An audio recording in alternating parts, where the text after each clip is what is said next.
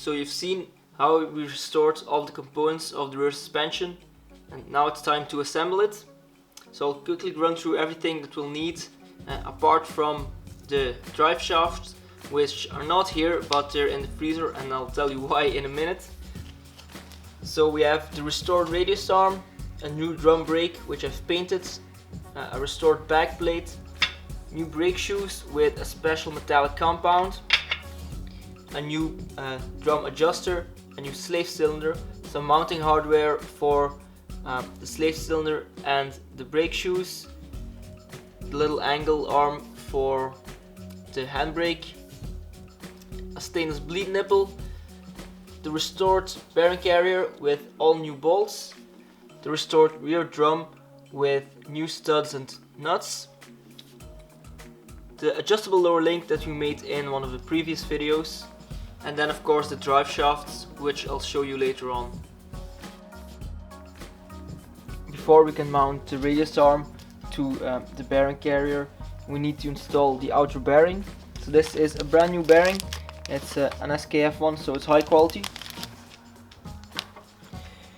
We're going to install this into the bearing carrier, and we need to install this before we're going to mount the radius arm. So we're going to take it out of the package.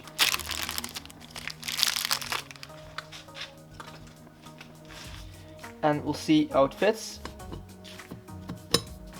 And it's quite snug, but there's a little bit of movement. We're going to install this using Loctite 660. This is a quick metal compound. This is a bearing retaining compound, which is especially formulated to hold bearings in housings which have a little bit of a loose fit. So the way that we're going to do is we're going to degrease both the bearing and the housing with some acetone. Make sure that it's completely clean. Then we're going to apply the Loctite on the housing and a little bit on the outside surface of the bearing. Then we're going to press it in. I'm going to clamp it down so it can harden. It takes a couple of hours, but we're going to leave it overnight so that the compound can settle and that the bearing will be tight in the housing.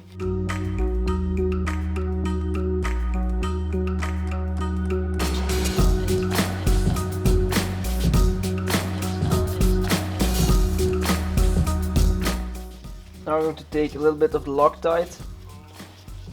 You can have a primer for the Loctite 660. The primer will accelerate the drying process, but we're not going to use it.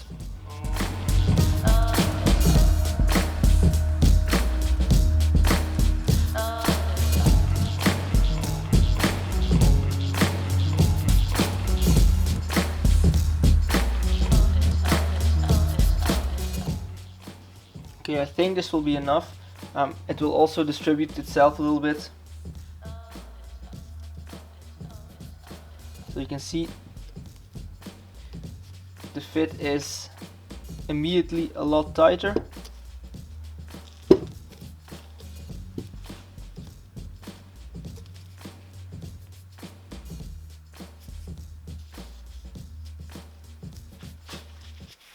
Now we're going to clamp it.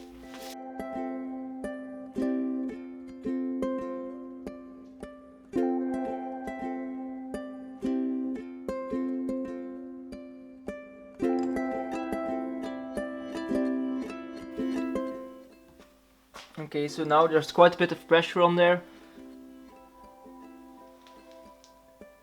And now we can leave it to dry overnight. And tomorrow we can attach the radius arm to the housing.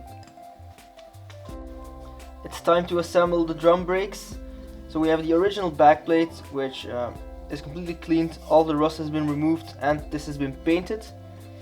We have all new hardware, so new brake shoes, a new slave cylinder, new adjusters, and so on. I'm going to start off by installing the new adjuster.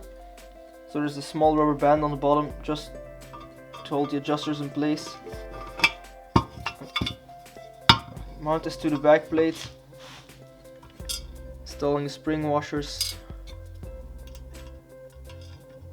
Now the adjuster is in. The next thing we want to install is the new slave cylinder.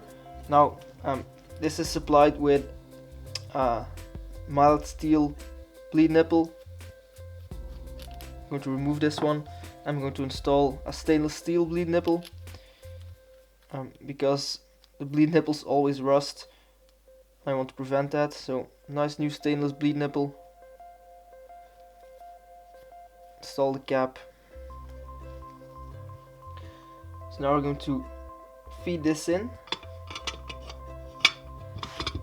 And now we want to install this little lever arm for the handbrake, and this is the original one which I painted.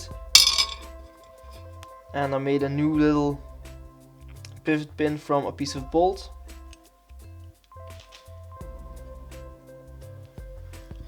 We'll feed it in from the back.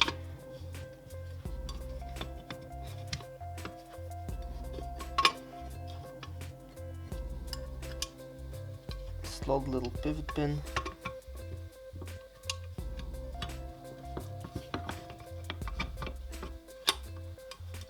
Okay, so now it's in. We need to secure it. Now we need to fasten this slave cylinder with these little clips. Now we're going to slide in one.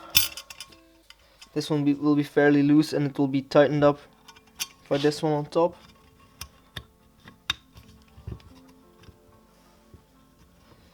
Like so. This is really tight. Now we're going to put a little bit of grease on here.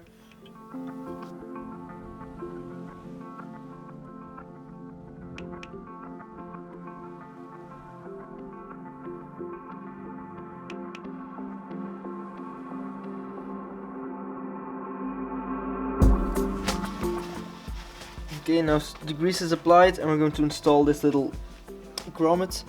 Need to feed this in.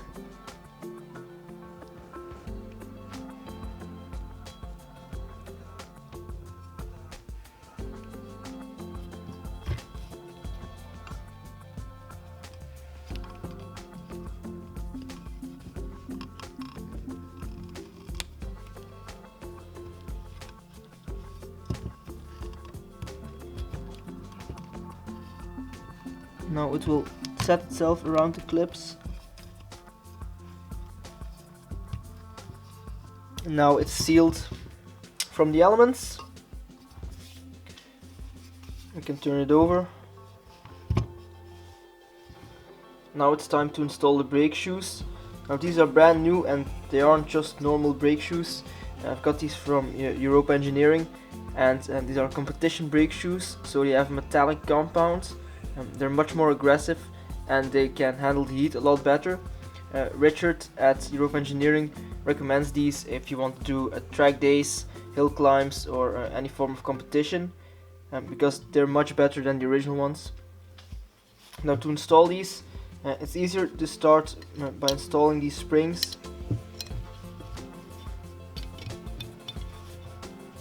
So we'll install these. Okay, put this to the side. So now we'll take the back plate and we'll turn it 90 degrees, like so. Now the way to install these is you want to try and slot it in on one side.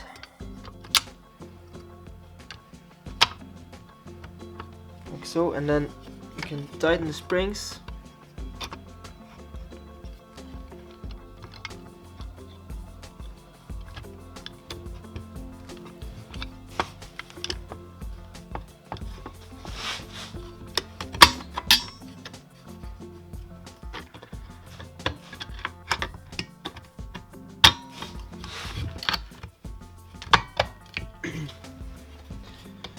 Like so. We need to install these little springs and clips. So I want to feed in these pins from the back.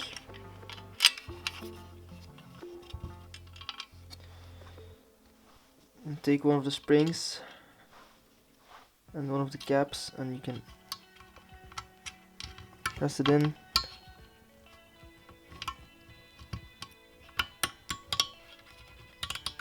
And turn it.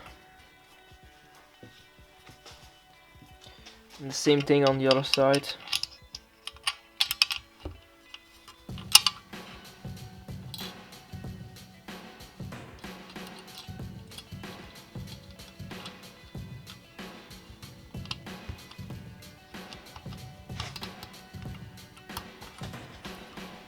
Like so, and that's that actually. So now we need to make sure that everything's correct.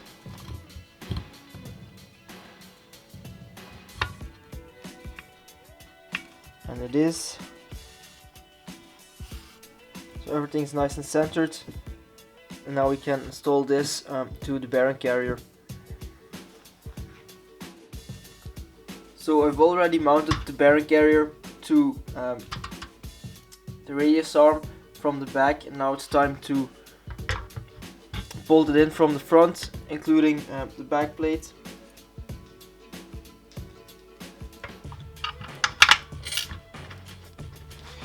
I've bolted the back plate to the bearing carrier, and I've torqued all of the bolts to 15 foot-pounds on the front and the back. Next up we need to install the inner wheel bearing and of course the drive shaft assembly with the rear hub and all of the assorting spacers. What we're going to do next is we're going to install the inner rear wheel bearing onto the stub axle, and this way we can install the complete stub axle and inner wheel bearing assembly into the bearing carrier. Now I've got the bearing in the oven at about 150 degrees centigrade, and the complete drive shaft and stub axle assembly is in the freezer at about minus 30 degrees centigrade. With the chilled stub axle and the heated bearing, we're going to get a bit more of clearance, so we can install the bearing a lot easier. So this process will be all about speed, so we're going to get the bearing out of the oven, the stub axle out of the freezer, and we're going to drop it in. Normally it should seat quite well, but I've also got a piece of tube and a hammer, so we can hammer it onto the stops if it's necessary. So I'm going to get the bearing out of the oven and the stub axle out of the freezer.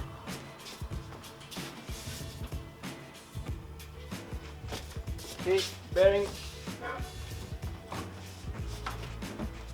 stub axle. As you can see, it just drops on. Now we're going to wait a minute, and then the bearing will cool, the stub axle will heat up, and then it will be stuck. So everything has acclimatized a little bit.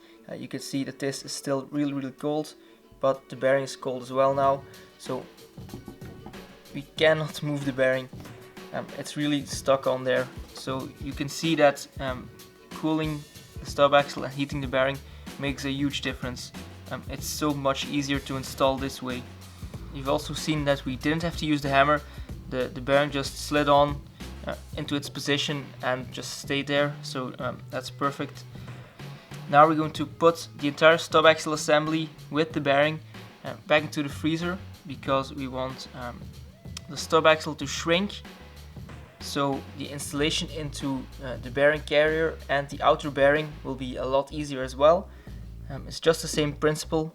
So we're just going to cool this down, and then I'm going to show you how we're going to install the stub axle into the bearing carrier. It's time to install the drive shaft into the bearing carrier. I'm going to quickly run through all the things that we'll need, because once we're going to start with this, we'll have to move quite quickly. So of course we need the radius arm with the bearing carrier and the drum brake already installed. We'll need the drive shaft assembly, which is in this freezer, because we need it to be cold. As you remember, we've already installed the inner wheel bearing onto the stub axle, so that one is already on, and the outer bearing is already installed in the bearing carrier. We'll need a bearing spacer. This one is hardened steel, and I really recommend you get a hardened steel version. Of course, we'll need a hub. We'll need a hub spacer, also hardened steel. We'll need a washer that we can bend to lock the nut. We've got a new nut to go onto the stub axle. Of course, a really big socket to tighten the nut, and we'll want a torque wrench that will go to 150 foot-pounds. We'll need some acetone. We have Loctite 660 as quick metal to fill in the splines and mount the bearing to the bearing carrier. And we'll have some Loctite, and this is wicking grade Loctite, and I'll explain to you why in a second. And some Q-tips to clean the splines on the stub axle. And last but not least, we also want something to lock the rear drive shaft to tighten the nut. If you have it installed in your car, you can do it with the wheel on, so all the weight of the car is on the tire and the tire will stop the assembly from spinning. But otherwise, you'll need something like this. So it's just a bar with some holes in it, which you can feed two of the wheel studs through, so you can stop it from turning.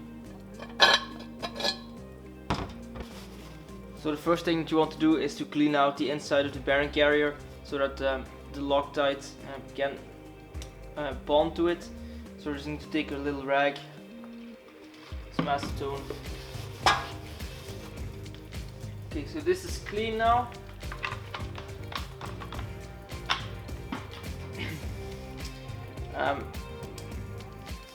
The next thing to do will be done in two steps. The first part will be putting some of the Loctite 660 in here, so we can take the stub axle with the inner bearing out of the freezer and then mount it from the back and completely dry assemble it with the spacer on there. Put the nut and the hub on and pull it in, and that's completely dry assembly except for the Loctite in here. Then I'm going to tighten it so that the bearing will seat on the correct position. Then we're going to take the hub off and the hub spacer off. Then we're going to apply some Loctite on the splines, and then we'll do a final assembly. But so the first part of the operation is to make sure that you get Loctite on here and on the inner bearing, and we can pull it in to make sure that the inner bearing is seated. And the second part of the operation will make sure that the hub will seat on the splines. So we'll take some of the Loctite 660 and we'll distribute this.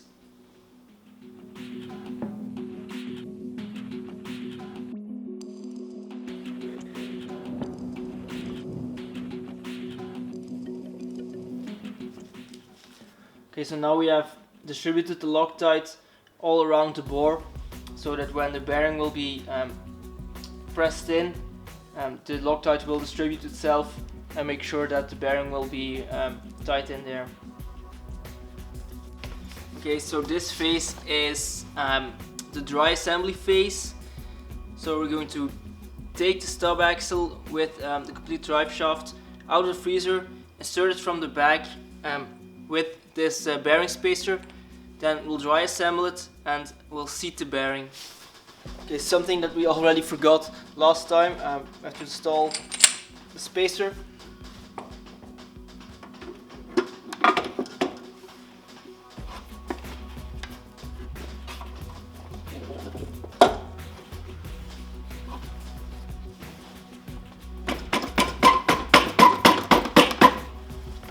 We'll see if we maybe can pull it in.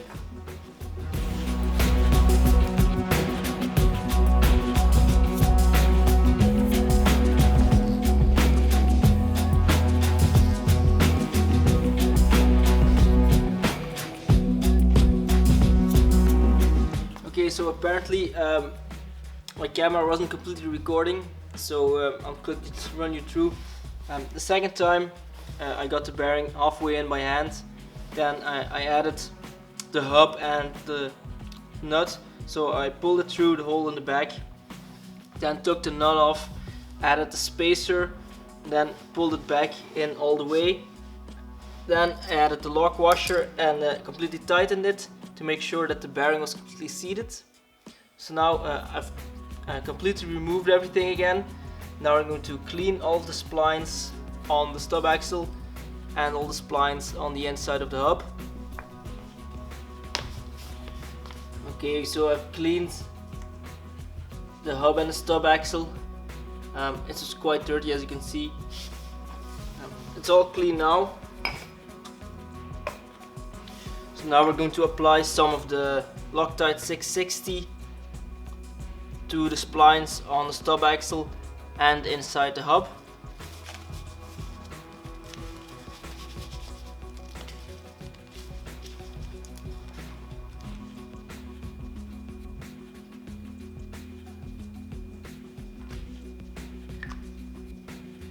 Normally you can apply it with the little nozzle, but my tube has split, so I'm going to have to do it by hand.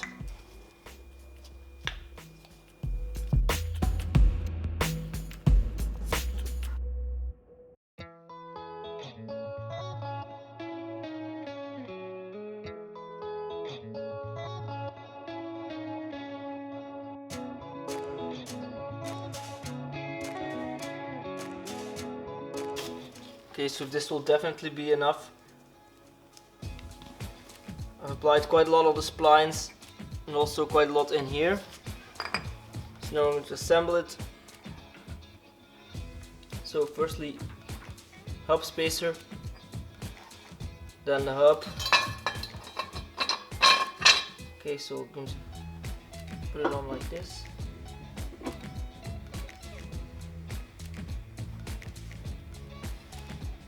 Okay, and I can see that there quite a bit has come out from the back as well as on the front, so that's how we like it. The washer, and we're going to do the nut dry, no Loctite.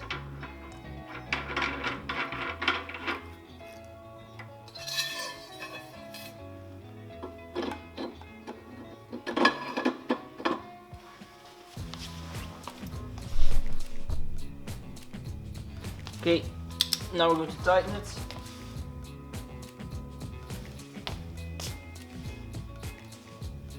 So 150 foot-pounds.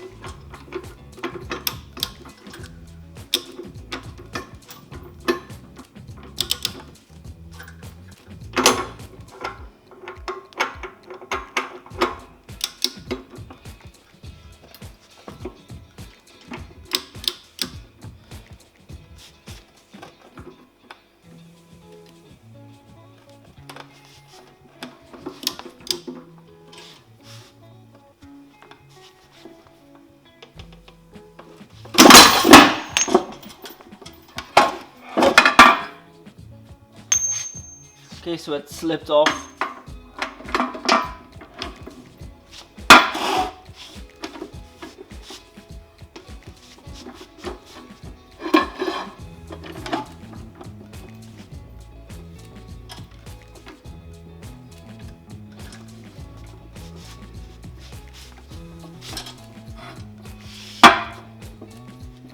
Okay, I'm going to use a little bit of a cheater bar because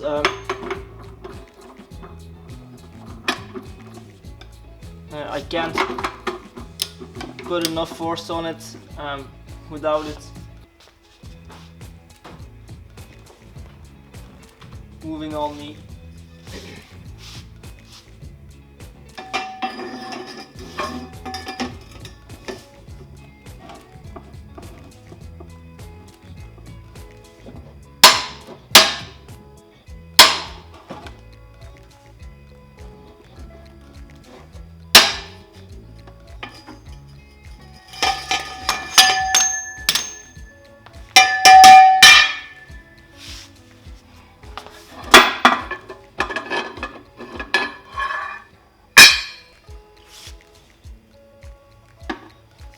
Okay, so now the nut has been done up to 150 foot-pounds.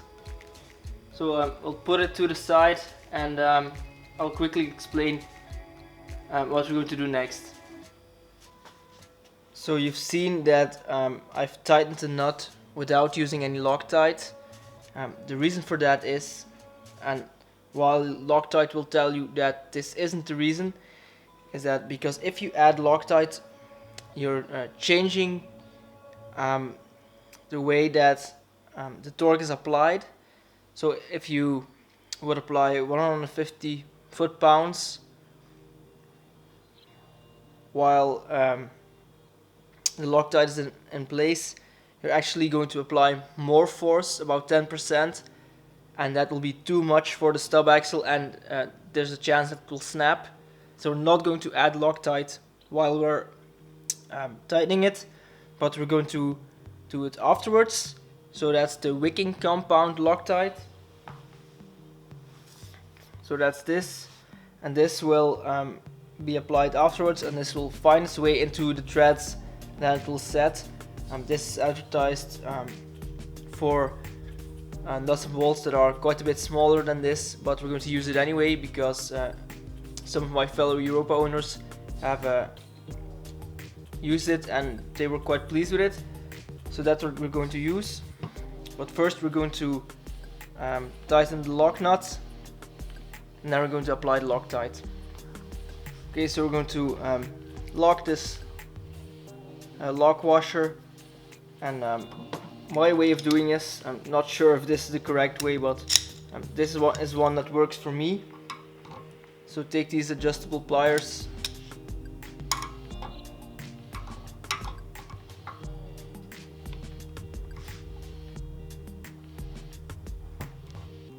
and you bend them a little bit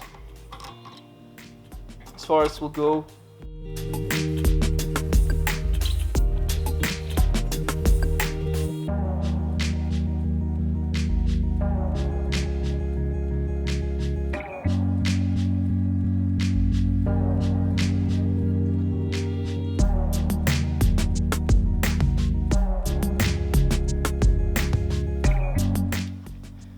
Okay, so now we've got it started a bit. We're just going to take a hammer and pound on it until it's on the nut.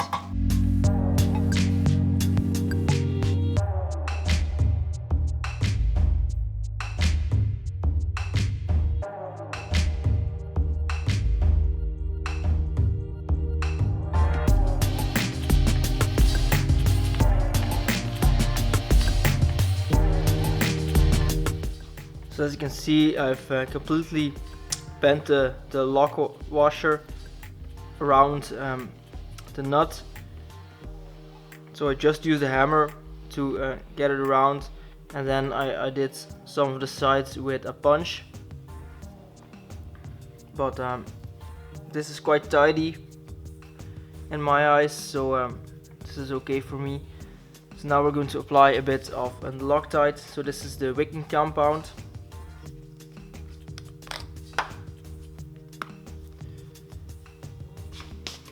Okay, so now we're just going to apply the Loctite bit by bit.